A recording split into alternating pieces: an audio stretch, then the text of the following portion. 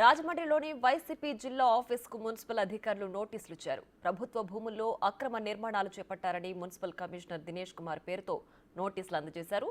వారం రోజుల్లో అక్రమ నిర్మాణాలను తొలగించాలని, లేదంటే చర్యలు తప్పవని హెచ్చరించారు. ఈ మేరకు నిర్మాణంలో ఉన్న భవనాలకు టౌన్ ప్లానింగ్ అధికారులు నోటీసులు అంటించారు.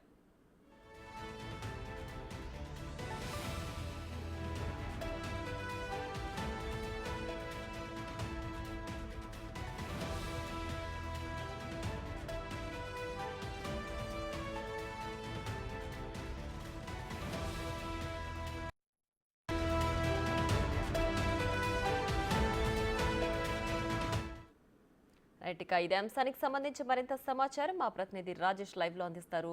రాజేష్, చెప్పండి. అయితే రాజమండ్రిలోని వైసీపీ కార్యాలయానికి నోటీసులు అంటించినట్లుగా కూడా తెలుస్తోంది. అయితే ఇవి అక్రమ కట్టడాలేనా? Thank you Priya. Rajahmundry R and B guest house సమీపంలో సుమారుగా 2 ఎకరాల ప్రాంగణంలో వైసీపీ పార్టీ కార్యాలయం నిర్మాణంలో ఉంది. ఇంచుమించుగా మనం ప్రజెంట్ అక్కడే ఉన్నాం. సుమారుగా పనులు ఇప్పటికే ఆనుకుని ఉన్న ఈ స్థలంలో సుమారుగా 2 ఎకరాల ప్రాంగణంలో ఈ భవన నిర్మాణం చేపట్టారు. సో అంటే ఇప్పటిదాకా చూసుకుంటే దీనికి సంబంధించి మున్సిపల్ శాఖ అధికారులకు ఎటువంటి సమాచారం లేకుండా కట్టడంతో నిన్న సాయంత్రం మున్సిపల్ అధికారులు వచ్చి ఇక్కడ నోటీస్ ఇవ్వడానికి చెప్తే ఇక్కడ ఎవరు లేకపోవడంతో ఈ పార్టీ తూర్పుగోదావరి జిల్లా సంబంధించి జనసేన పార్టీ జిల్లా అధ్యక్షుడు జక్కంపూడి రాజాకి అయితే నోటీస్ అందించారు. అలాగే దాంతో పాటు ఈ బిల్డింగ్ కూడా ఇక్కడ ఉన్న వాళ్ళకి మేనేజర్ కావచ్చు, సంబంధించిన సిబ్బంది కావచ్చు ఒక నోటీస్ ఇష్యూ చేశారు. ఇక్కడ చూసుకుంటే Rajamahendravaram municipal corporation town planning section unauthorised construction in extent of 2 acres belongs to YSR Congress party building Rajamahendravaram అర్థం. అంటే వైఎస్ఆర్ కాంగ్రెస్ పార్టీకి సంబంధించి 2 ఎకరాల ప్రాంగణంలో ఈ నిర్మాణం చేపట్టారు. అలాగే construction of ground and first floor in the premises, ఒక ఫస్ట్ ఫ్లోర్ అయిపోయింది, దాంతో పాటు గ్రౌండ్ ఫ్లోర్ కూడా అయిపోయింది.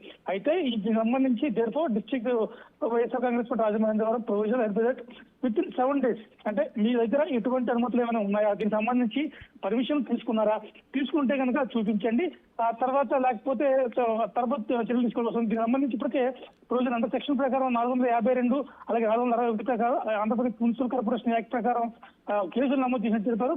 అలాగే దీనికి సంబంధించి your reply maybe statement of writing of provision duly authorised within 7 days from the date of receipt the notice.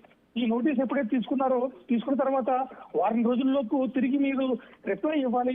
ఈ భవనానికి సంబంధించి ఏమైనా అనుమతులు ఉన్నాయా, ఎవరికైనా దరఖాస్తు చేసుకున్నారా, చేసుకుంటే కనుక మున్సిపల్ కార్పొరేషన్ ముందు మీరు కానీ మీ సిబ్బంది కానీ ఎవరైనా వచ్చి లేఖపూర్వకంగా వచ్చి సబ్మిట్ చేయాలని చెప్పి మున్సిపల్ శాఖ అధికారులు చాలా స్పష్టంగా చెప్పారు. దాంతోపాటు ఈ వైలేషన్ ఏదైతే ఉందో, నిబంధనలకు విరుద్ధంగా పార్టీ కార్యాలయం నిర్మించుకోవడం ఏదైతే ఉందో దాంతో కూడా పూర్తిగా చట్టవిరుద్ధం అని చెప్పారు. అనుమతులు లేకుండా నిర్మించుకోవడం, అలాగే ప్రభుత్వ స్థలంలో పార్టీ కార్యాలయాన్ని నిర్మించుకోవడం ఇది కూడా తీవ్ర నేరంగా పరిగణించవచ్చని చెప్పి మున్సిపల్ శాఖ యాక్ట్ ప్రకారం చర్యలు తీసుకునే అవకాశం ఉంది. మీ దగ్గర ఏమైనా ఆధారాలు ఉంటే చూపించండి అని చెప్పి చాలా స్పష్టంగా చెప్పారు. చూసుకుంటే సుమారుగా అతిపెద్ద భారీ భవనం 20 రూపాయలు అయ్యే అది ఈ ప్లేస్ అంతా కూడా చాలా చాలా వాల్యుబుల్ ల్యాండ్. ఎందుకంటే అటు పక్క సెంట్రల్ చేయడం, మరో పక్క మెయిన్ రోడ్డు, అలాగే గవర్నమెంట్ హాస్పిటల్, ఆర్ఎండ్బి గెస్ట్ హౌస్, ప్రభుత్వ కార్యాలయాన్ని కూడా ఇక్కడే ఉంటాయి. దీంతో పాటు కోర్టుకు సంబంధించిన ప్రాంగణాలు కూడా ఇక్కడే ఉన్నాయి.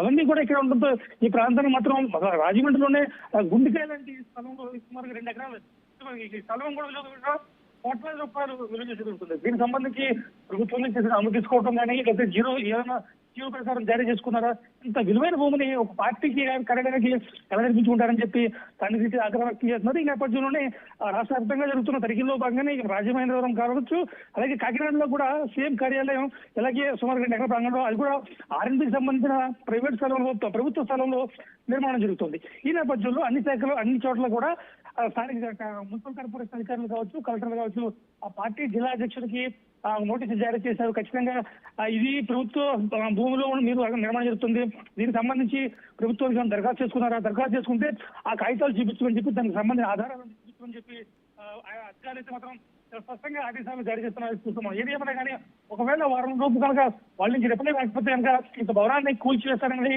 ఒక మాటలైతే వినపడుతున్నాయి. అయితే కొంతమంది మాత్రం కూల్చడం కంటే జరిమానా దీని నుంచి ప్రభుత్వం స్వాధీనం చేసుకుని ప్రభుత్వ కార్యాలయాలు కానీ ఇతర కార్యాలయాలు కానీ వాడుకుంటే బాగుంటుందని చెప్పి కొంతమంది అయితే కోరుతున్న పరిస్థితి ఉంది. Right Rajesh, thanks for the updates.